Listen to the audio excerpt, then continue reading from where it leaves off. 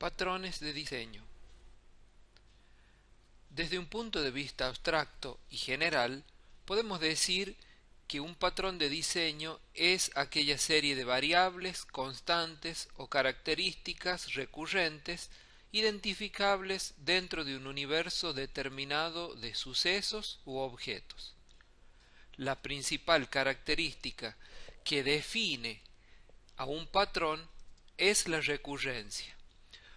Poder identificar su existencia una y otra vez. Los patrones los encontramos en distintas actividades de la vida diaria. En 1979, el arquitecto Christopher Alexander aportó al mundo de la arquitectura el libro The Timeless Way of Building. En él proponía el aprendizaje y uso de una serie de patrones para la construcción de edificios. En palabras de este autor, cada patrón describe un problema que ocurre infinidad de veces en nuestro entorno, así como la solución al mismo, de tal modo que podemos utilizar la solución 1.000.000 de veces más adelante sin tener que volver a pensarla otra vez.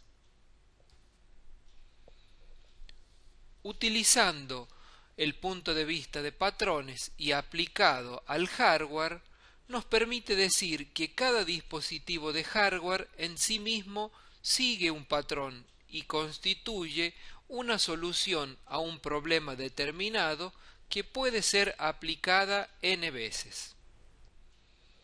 Este enfoque de patrones también puede hacerse extensivo al mundo del software y al diseño de programas, con el objetivo de obtener soluciones a problemas comunes que ocurren una y otra vez.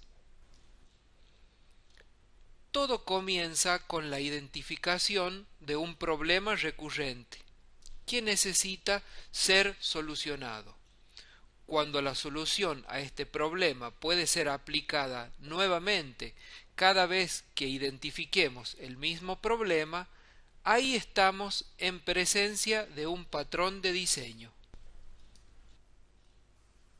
Específicamente, hablando del software, los patrones de diseño son descripciones de clases y objetos relacionados que están adaptados para resolver un problema de diseño recurrente en un contexto determinado. Los autores de esta definición aplicada al mundo del software son Gama, Helm, Blythe y Johnson. En 1994 publicaron el libro Patrones de diseño. Describe una estructura dentro de la cual describir y catalogar patrones. Cataloga 23 patrones organizados en 3 categorías. Se trata de soluciones probadas, es decir, que han sido puestas en la práctica en la industria del software.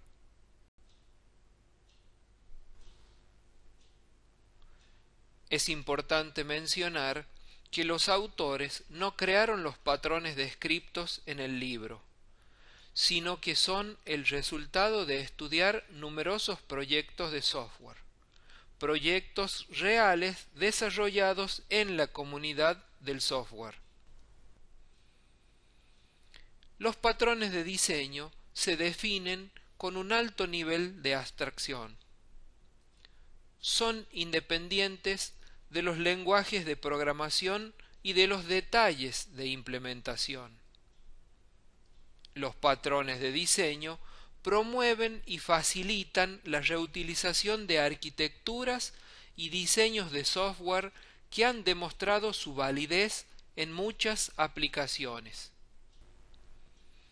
El uso de patrones de diseño requiere un proceso que comienza con su comprensión o entendimiento.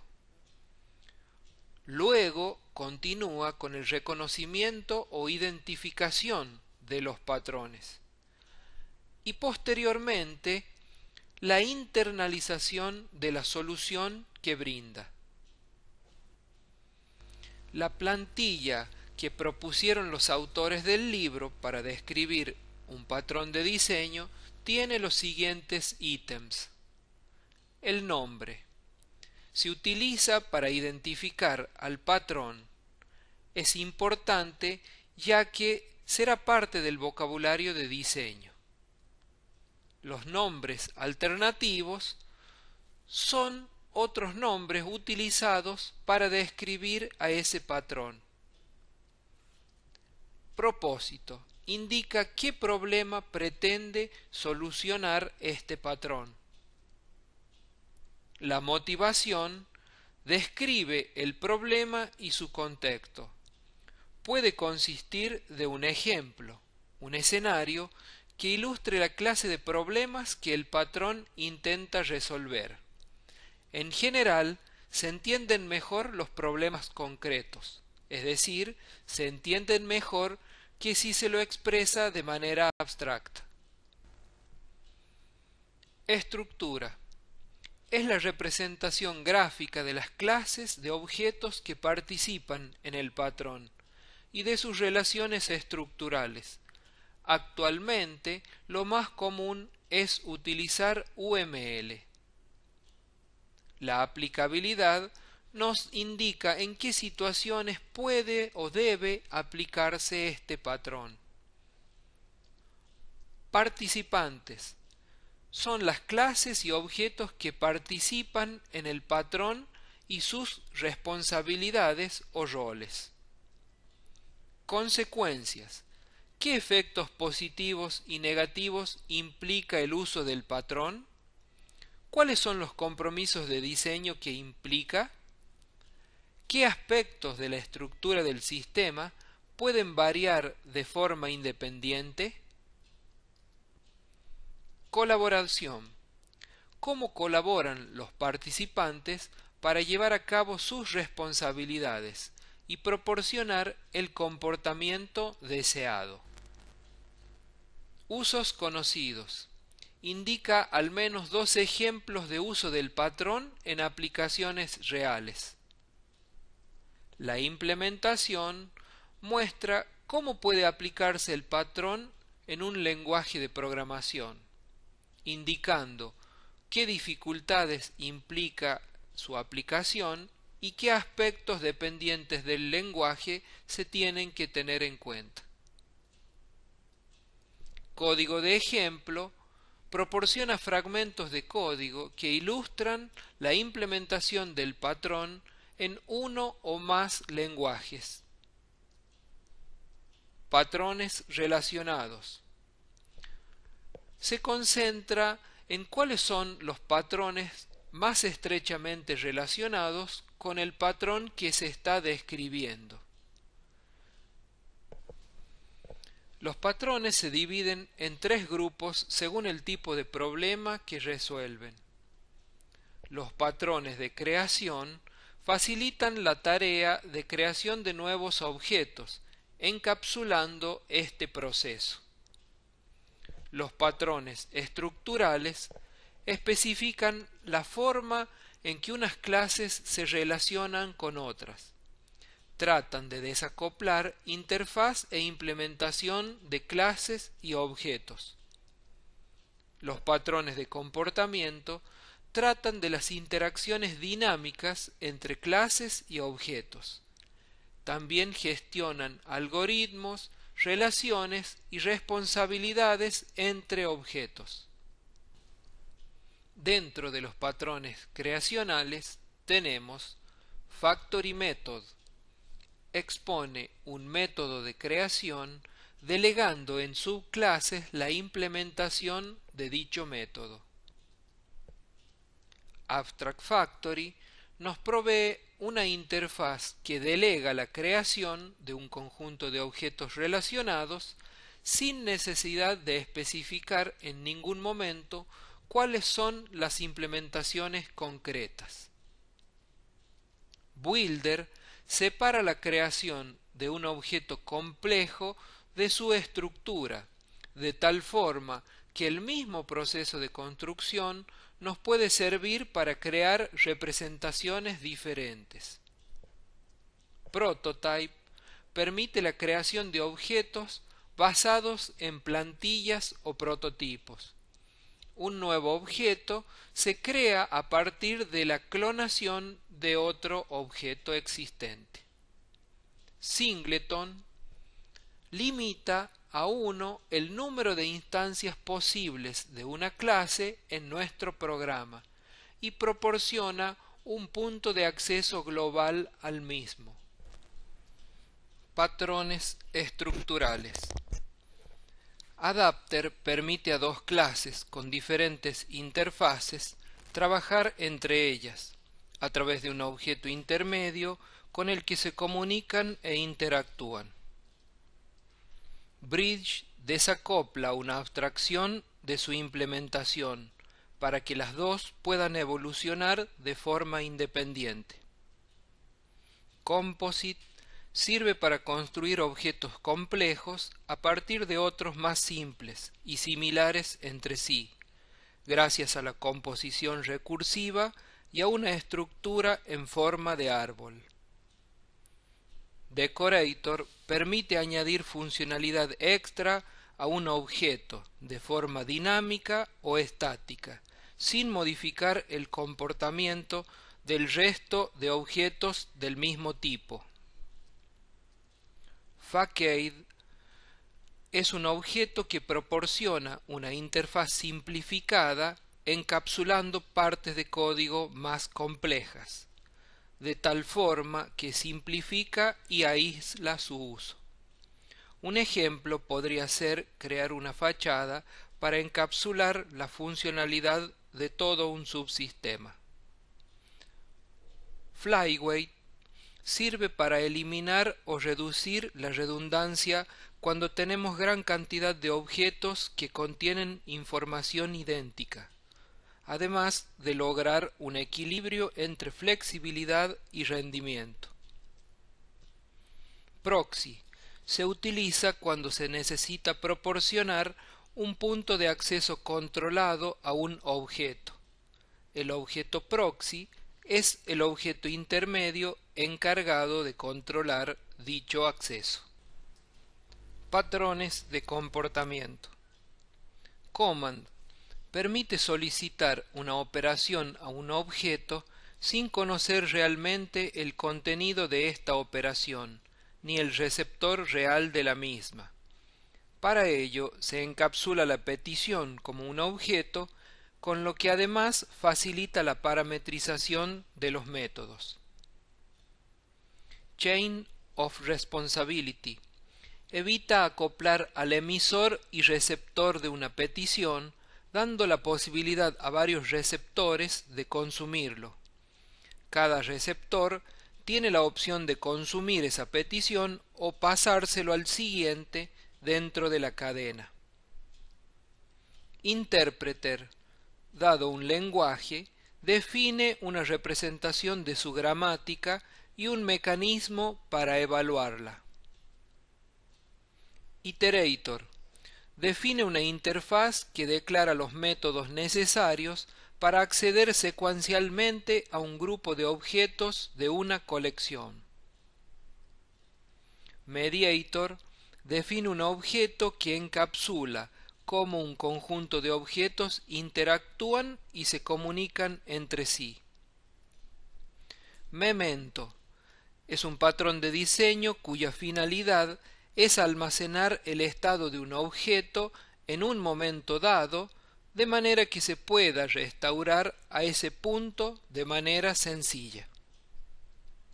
Observer. Los objetos son capaces de suscribirse a una serie de eventos que otro objeto va a emitir y serán avisados cuando esto ocurra. State se utiliza cuando el comportamiento de un objeto cambia dependiendo de su estado interno. Esto permite modificar el comportamiento en tiempo de ejecución. Strategy permite mantener un conjunto de algoritmos entre los cuales el objeto cliente puede elegir aquel que le conviene e intercambiarlo dinámicamente según sus necesidades. Template Method especifica el esqueleto de un algoritmo, permitiendo a las subclases definir cómo implementan el comportamiento concreto. Visitor permite separar el algoritmo de la estructura de datos que se utilizará para ejecutarlo. De esta forma, se pueden añadir nuevas operaciones a estas estructuras sin necesidad de modificarlas. Los beneficios directos de aplicar patrones de diseño son favorecer la reutilización de diseños probados, evitando reinventar la rueda. Capturar el conocimiento de expertos y hacerlo accesible a toda la comunidad del software. Esto beneficia a quienes están en aprendizaje. Proporcionan un lenguaje común, ya que los nombres de los patrones forman parte del vocabulario técnico de los profesionales del software. El uso de patrones de diseño tiene beneficios, pero también consecuencias. Estas son: implican adaptación, o sea, modificar el código ya desarrollado. La integración de los patrones en el proceso se hace todavía de manera artesanal. Dependiendo del dominio y particularidades en los requerimientos, pueden existir variantes a la hora de implementar un patrón específico. Implican más código fuente, porque nuevas clases se agregan a las ya existentes. Los pasos a seguir para aplicar patrones de diseño comienzan revisando nombre y propósito de los patrones para encontrar el patrón adecuado. Tenemos que interpretar el propósito de cada patrón para detectar cuándo aparece un problema que tiene como solución un patrón específico. El segundo paso: volver y estudiar la estructura, los participantes, las colaboraciones y el ejemplo concreto de código. El tercer paso es elegir nombres significativos para los participantes del patrón. Significativos quiere decir que sean nombres válidos en el contexto de nuestra aplicación. El paso 4: definir las clases que participan en la solución propuesta por el patrón. Por último, el quinto paso: implementar los métodos que realizarán las responsabilidades y colaboraciones del patrón. Ahora haremos un análisis respecto a la utilización de patrones y diseño e integrarlo con TDD. En principio parecen ser mundos distintos, ya que, por un lado, en el mundo de los patrones se piensa en el diseño al momento de resolver un problema. Por otro lado, en TDD se codifica para solucionar problemas y luego se busca refinar el código. Esto nos hace pensar que son enfoques contrapuestos, pero sí podemos distinguir elementos en común. Ambos enfoques buscan conseguir un código limpio, código reusable y soluciones eficientes. Una imagen vale más que 1000 palabras a la hora de considerar patrones de diseño y TDD. Esta imagen es muy descriptiva. Se trata de dos vías que conducen a un mismo destino. El desarrollo de software puede verse como un camino peligroso con desafíos y adversidades. Pero tanto los patrones de diseño como TDD son vías paralelas que buscan llevarnos a un mismo destino. código limpio, reusable y mantenible. Por último, es importante mencionar la bibliografía que hemos utilizado para elaborar este video. El libro Patrones de Diseño en su primera edición en idioma inglés de 1994. El mismo libro editado en 2002 en español. Y el libro Patrones de Diseño en Java de 2018, ya que incluye ejemplos expresados en UML y codificados en Java.